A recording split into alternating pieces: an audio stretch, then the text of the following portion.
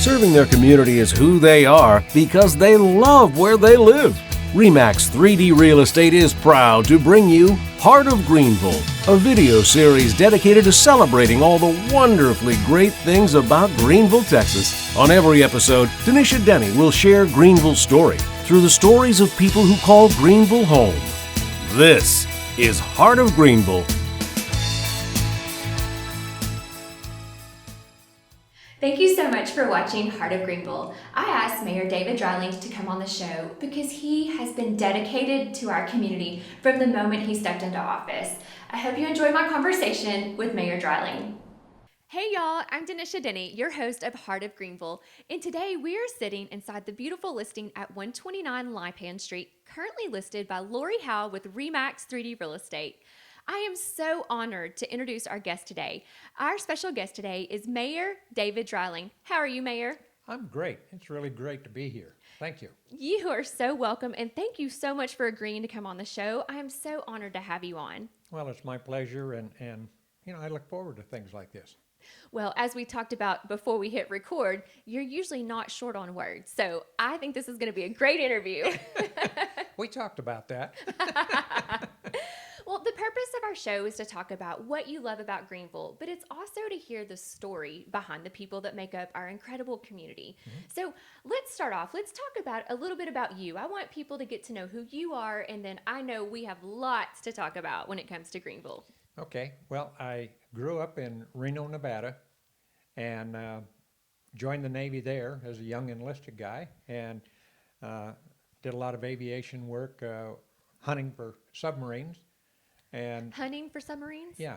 Oh, what does that mean? Hunting? Well, you fly an airplane and you go out and you look and see if you can find the bad guy's submarine. Okay. And so we did that, and then I got picked up for a program that I ended up going to college and getting a degree, and then I got commissioned as a naval officer and spent 14 years in that, and did naval aviation and electronic warfare reconnaissance. So after 24 years, I decided it was time to retire and get the family here, because my next duty station was either going to be back in Spain or back to Guam. And my kids were at an age in schooling that I didn't want to expose them to that, so I said it's time to pull the plug. Came to work here and worked out at E-Systems and the subsequent companies for 20 years, and decided that it was time to get out. And so that's a little bit about me. We have to unpack this a little, okay? Okay. So first I want to say thank you so much for your service. I just appreciate our veterans so much, because you sacrifice so much for our freedoms, for what we have today. So thank you first for that. Well, thank you. And the people that really also need to be thanked, and they seldom get that, is the families of the service members. True. Because there's so many missed birthdays and anniversaries and holidays that the families have to continue and live on. With my wife, she ended up having to take over and run the household while I was gone. I know we talked about before we hit record too, how many times you moved. Share that with us. In 24 years, we moved 14 times, and it was across country or overseas and things like that. So it's a major move, not just across town. That is incredible. Your wife, did she know what she was signing up when she signed up to marry you? Probably not. Right. Nor did she think about the Navy. But she Were you in the Navy when you got married, or did that happen later? I was in the Navy. I had joined the Navy and went to boot camp, and then I went to a place just outside of Memphis, Tennessee, was going to electronic training there to be an electronic technician.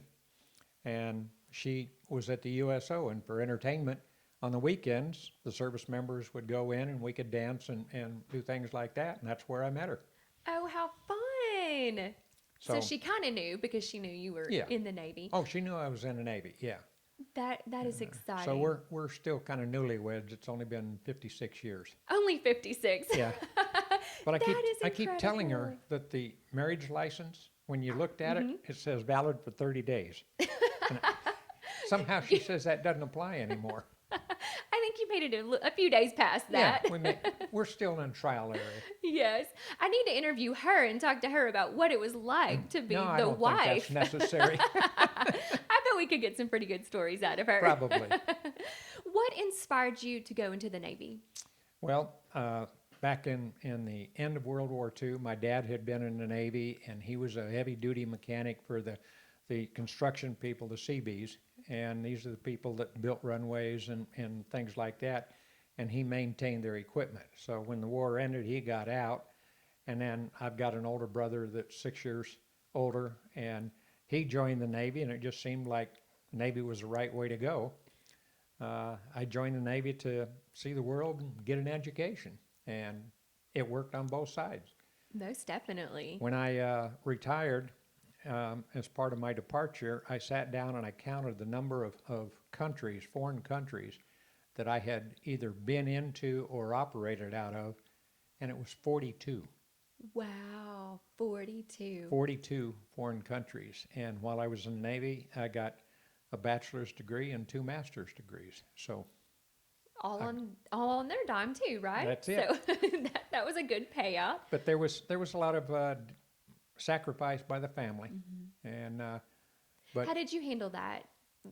we just were a close family, and everything worked well. And it was interesting to take the kids, like when we went to Japan, they learned Japanese while they were there fairly quick, and got to find things that they really enjoyed about that. Same thing when we were in Guam and Spain.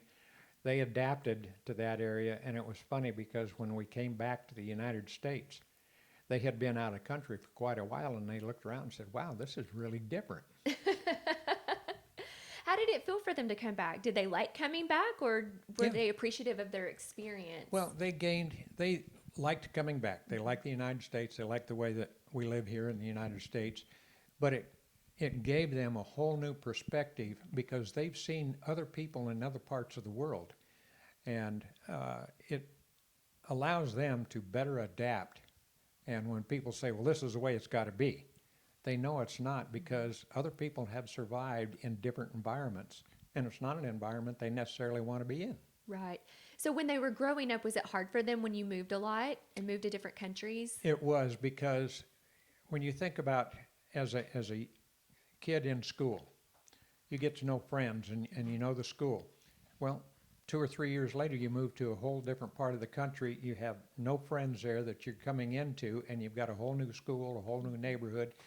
So when I talk to my friends that are here, and they went to the same school with the same people for their lifetime, and they say, oh yeah, they were in the 4th grade with me and we graduated from high school together. My kids don't have that opportunity, or they didn't have. Right. So it was, it gave them friends around the world, Exactly. but it wasn't the I've known this person for, 12 years. All of my life. Yeah. And I moved a lot, and mostly in Hunt County. I just went to different schools because we moved. And so I kind of have that same experience where I have friends from different places, but I didn't have that lifelong best friend. But I learned that experience taught me how to talk to people, how to meet other people. And I think it really opened me up to other cultures and other ideas. And I think it really was a good thing. So now that your kids have gone past that and are adults, do they feel appreciative for that experience now? I think so.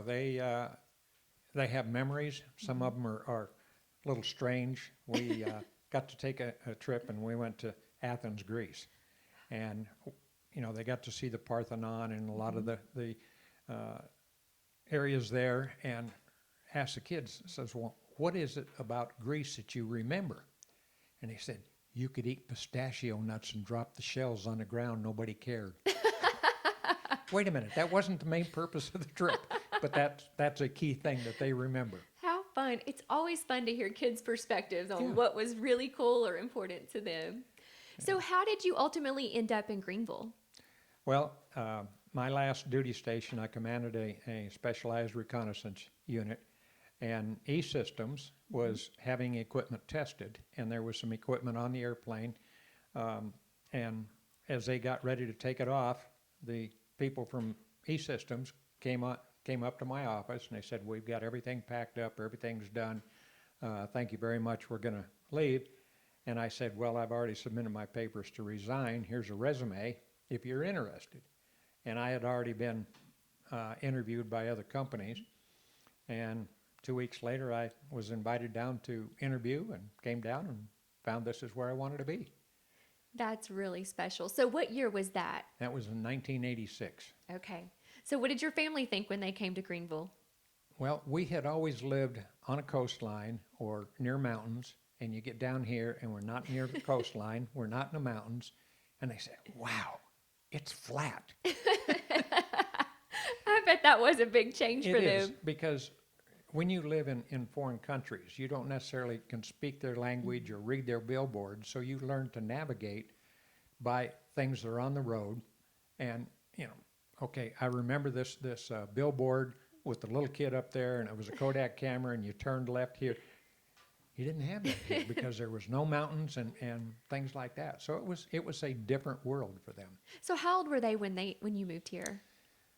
I had one son that had already left. He was going to school up in Maine. That's where we were.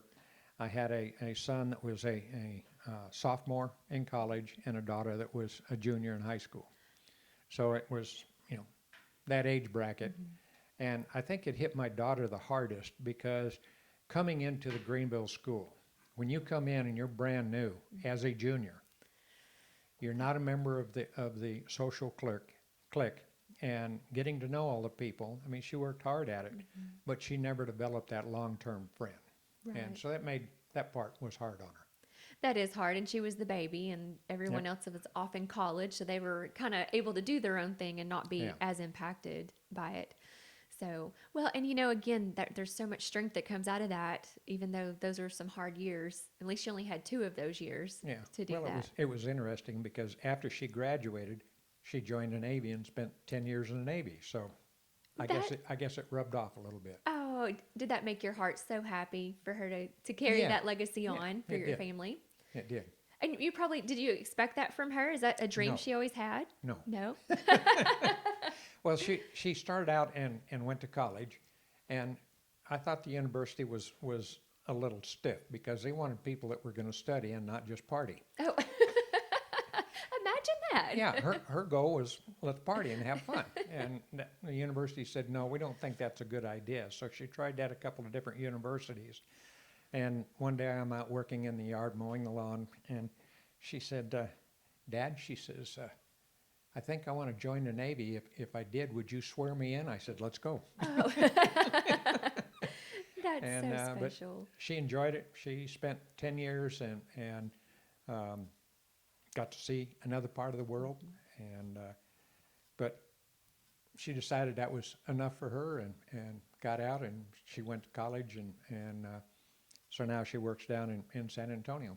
Ah, okay. So she's not too far, which is nice. No, she's the farthest one away. I've got one son that's here and another one that lives in Roy City. Oh, well, that's so perfect. The family's close by. For the people who traveled the world, you all ended up back in the same state. That's it. That's special.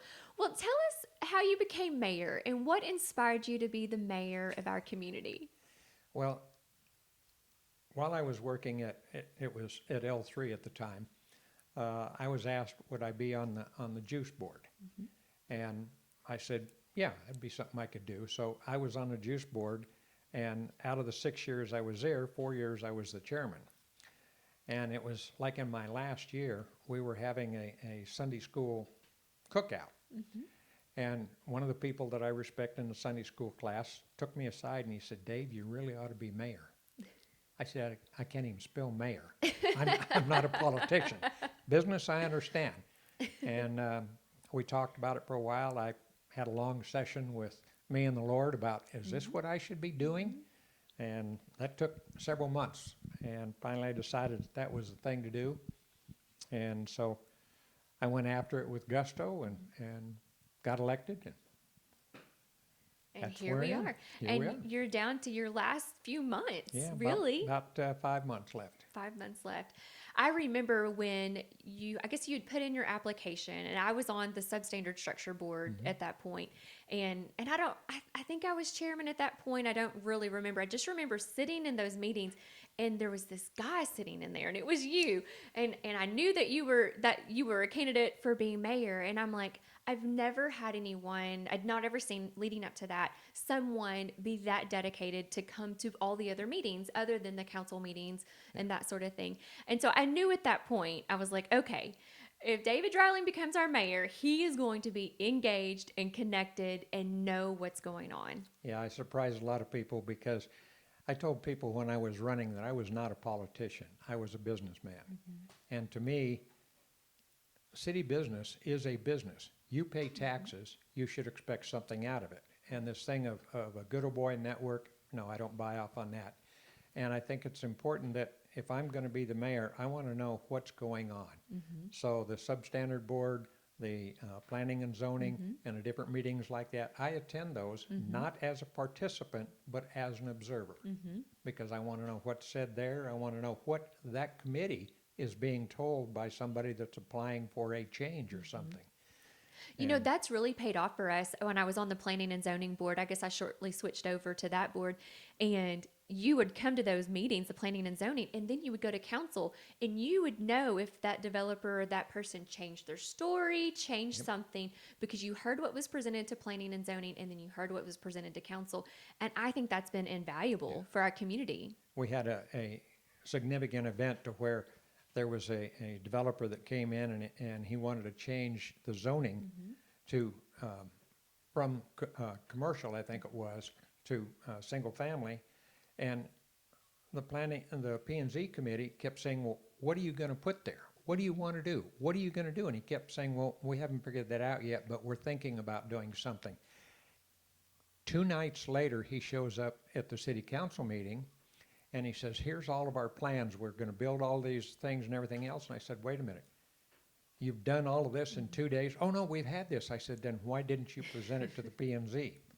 And obviously, he didn't get approved. Right. Because if a guy's going to change that much in 2 days, that's not somebody we need in town. Well, I hope you pass that advice on to our next future mayor, because I do think that's been very valuable for you to do that. And I know that's, you don't just go to just P&Z or just Substandard. I know you go to all of them, and you have truly dedicated yourself to our community. And that's one thing I've certainly personally appreciated in you. And it's nice knowing we have a mayor that cares so much about our community. Thank you. So tell me some of the things that you love about Greenville. That's what our show's about, Heart of Greenville. So tell me what some of your favorite things are. Well, as a whole, I like the people. This is a hometown. It's not, oh, I got to go live there. It's so many people have grown up in the area, not necessarily in Greenville, but Greenville is home to them. Right. And some of my good friends, I mean, they grew up in Kellogg and Merritt and things, and go to the big town, let's go to Greenville. That was way back when. But I like the atmosphere, and I like, the fact that if I want to go and do something, go to a big museum or something like that, I'm 45 minutes from Dallas. And when I was working out at E-Systems and L3, I got involved in marketing and was making a lot of trips to DC, and I would talk to people in the Pentagon about programs that are coming in, and some old Navy buddies that I knew, and I would tell them, I would send them a text and say, man, I really got caught in rush hour traffic. It took me 8 minutes to get to work. I won't relay what the comments were back. I don't think those are PG, are they? No, they're not. And but you can really get just about anywhere you want to go in town in 10 minutes. From one end of town to the other. It may take you 15. But we're seeing growth, and we're seeing an improvement. And I think that Greenville is destined to really become a big city, bigger than we are. As I said, I think that with the new census, I expect the numbers to be that we're going to have somewhere between 30 and 32,000 people in here. And I would be surprised at the next time there's a census if it's not upward of 50. Isn't that it's amazing? Growing that fast. I was born here in 1978, and the population is I'm not going to tell you where I was in 78. There might be a good story there, though, Mayor. But we've always been around that 25,000, population. And it is really cool to see our community getting above that. I know we're sitting around 26 now. And to hear that we're going to go to 30, 32, it makes my heart happy. If we don't grow, we swivel up and die. And so I'm so happy to see that we are making those measures to grow. Well, the thing that's exciting for all of us is this house is a prime example. I mean, 5-10 years ago, this didn't exist. It was a field out here. There was nothing being built. And now we have developers building a house like this that, somebody's going to live here and this is going to be their home and they're going to love it. And we're seeing more and more of those homes built. One of the big things that I think that we've achieved as a council is in the north part of town, north of Lee Street. When I became mayor, the city was paying $275,000 a year just mowing the lawns on lots that the city owned, and nobody wanted to buy them because they had back taxes and liens and stuff like that. And we set up a program to reduce that so that people could get a lot next door so that they'd have a place for their kids to play. And now I get a lot of comments about how much that part of town has grown and how many new houses are in there and people are really taking care of it. So we're seeing that kind of thing where people are saying, this is my neighborhood and I'm happy with it. I love seeing what's going on in North Greenville. When I was on Substandard Structure Board and we were condemning properties and we were tearing down just old homes and outbuildings and things that were just truly not inhabitable, and it was hard to do that. It was hard to make that decision to do it. And as that continued to go through the process, you would drive through and it's just lot after lot after lot. And I remember thinking, will there ever be a house here ever again? Yeah. And now to see the new developments going in on those lots that 10, 15 years ago, we made that hard decision as a community to clear up that Blythe and make it. Doing that back then allowed us to be where we are today with the development. And it's really cool to see families coming and moving into these neighborhoods and making it their own, like you said. And there's new houses being built up there. And the city is selling those lots, not at a big price, but I see it as a triple win. Because one, we don't have to mow the lawn anymore, so it keeps us from spending money there. Two, the people get a home or a lot that's theirs. And three, even if it's a few dollars, we get it back on a tax roll. That's right. So it's a triple win. It really is. It is. Okay, Mayor, I have another question for you. Okay. When you have finished your 2 terms, your 6 years, what do you want to be remembered for? Just that I did the job that people expected me to do. And has that been hard? Sometimes the hardest part is budget time. Because nobody likes to raise taxes, but yet we want to do different things in the city. You want roads improved, you want a bigger police force, you want a good, you want the firemen to have a decent truck. If your house is on fire, you don't want them to show up in a horse-drawn buggy. Right. And trying to balance out what's a reasonable amount of money to be able to do all of these things. And it's a process that takes the city council and everything, a lot of studying and a lot of work for about 3 months. And people show up at the council meetings and think we do it in 2 weeks, and it's a lot longer than that. That's so true. And people don't realize how much effort goes into that. And each department head having to work on their own budget and then massaging that to make it a win-win for everyone. And our new city manager, she's been there a couple of years, Summer, has done a spectacular job in getting this thing organized and making it easier so that last year, not this last budget, but the previous budget, she went through, I think, 7 or 8 iterations of what would be in there because the council would look at it and say, well, can we change this and change that and change this? But we were able to address line item by line item. We think there's too much there, it ought to be over here and things like that, and she would rework it and bring it in. But she has got a good city staff that's working hard, and she's got good control and good morale. That's the big thing. That's so important. And I agree with you. She's done a great job, and her financial background make her great Yes. when it comes budget time, because she knows what she's looking at, and you can't pull one over on Summer Spurlock when it comes to I the keep finance. saying, well, we can do that project because you got lots of money there. And she laughs and says, no. I know that is one thing about her. She's not going to let that budget get overrun No, if she can help it and at that's all. exactly, a lot of people want to say, well, you're mayor or you're a council member and you can control things. There's some things that we can vote on, but keeping the city financially sound is her job, and keep it running, and she does an excellent job in doing that. I echo that. I agree. So you probably are kind of thinking about what your term has been like, and look kind of, I know when it comes to the end, you start thinking about those things. What is your favorite project or your favorite thing that you did during your term for our community? Help the city grow. That's a good one. Trying to get so that we get businesses in here, and we've got industry that wants to come in, because the only way to cut taxes is get more rooftops. To get more rooftops, you need somebody to be able to live there. That means you've got to bring business in so that these people have a job. So we've been able to bring in several businesses that have added jobs to Greenville, and we've seen a good expansion there. The COVID has hit, some of them have hit harder, but on a whole, I think we're doing really well. And I think that once the vaccine gets out there and this COVID event drops down, I think we're going to see come back in a big roaring way. I agree. And I know we talked a little bit beforehand, all the things that Greg Sims is working on for our community development. Yeah, he's really a treasure for Greenville. And his knowledge and past experience, Greenville's very, very fortunate to have somebody with that skill and insight and his connections. And so he's done very, very well as far as helping bring businesses in. And you get a couple of different kinds of businesses. You get guys that are coming in and saying, well, the city can pay all of this, and we say no.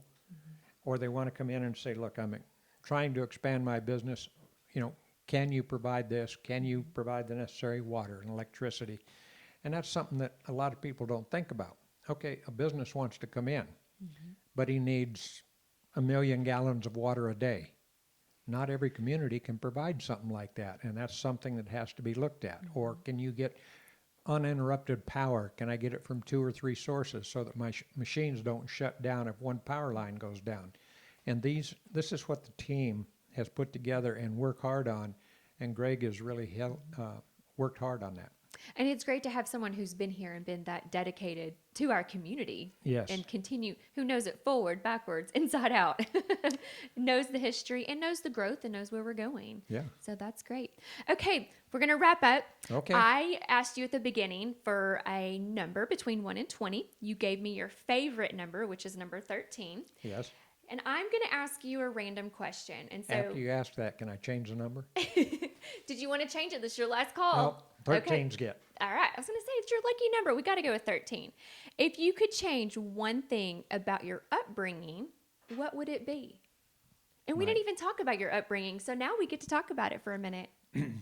Well, I was born in California and moved to Reno, Nevada when I was 2.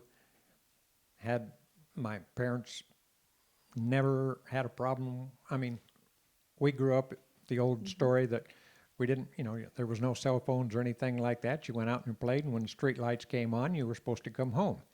And it was a great upbringing. I guess if I could change things, when a lot of the land that was out there that I used to hunt jackrabbits on sold for 50 cents an acre. Now it's in downtown. I wish I'd bought several 100,000 acres. But no, I had a very good childhood and good upbringing, and a very supportive family. And my older brother still lives in the area out there, and there's just no problems there. That's wonderful. And it's such a blessing to have a great upbringing like that. And it sounds like you continued that on with your family, bringing them up. Yeah, kids will be kids, and they will tease and fight with each other, but woe be it on to anybody that wants to take on one of them because they've got the whole family to take on. And So it's a very supportive, very loving, and they like to get together and have fun. That's So the awesome. kids and the grandkids and the great-grandkids, we all have a good time. That's special. Mayor Dreiling, it has been such a pleasure to sit down with you today. Thank you so much for sharing part of your story, sharing what you love about Greenville, but mostly thank you for giving your heart and soul to our community for the last 6 years. Thank you, and it's been a pleasure to be here. You're welcome. Bye. Bye. Thank you for watching Heart of Greenville. This video series, which is designed to celebrate Greenville, Texas, is spearheaded by REMAX 3D Real Estate.